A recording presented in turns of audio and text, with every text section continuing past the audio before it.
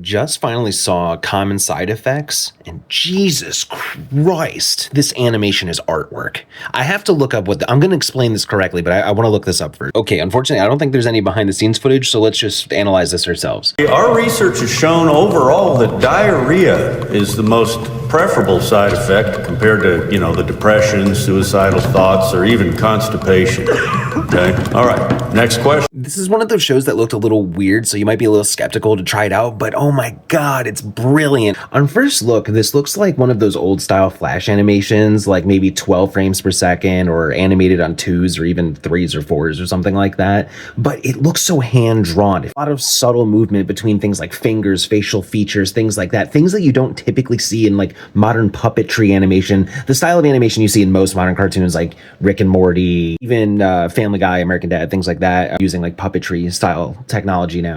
Hello, yes, my question is, when will this company stop the destruction it's causing not just to indigenous communities? Okay, check out what's going on in the background because this is really interesting.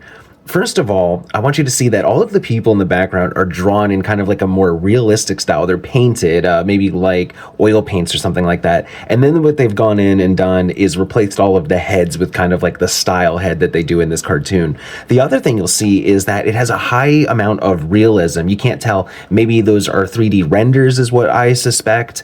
It almost looks like photography, right? Way out in the background. Everything that's not a person looks highly realistic or highly detailed, even if it is painted. The other thing you'll notice is the depth of field. It gets blurrier as it goes farther back. That's something you didn't really see after the first era of Disney animation where they were using plate glass because they used actual cameras that would get that depth of field. Once we started going full digital, it didn't fully go away, but it became much harder to do, so you didn't really see it. What if there were a medicine that could heal like almost anything? Well, yeah, that would be great, sure.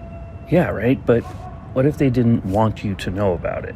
Did you catch what I caught?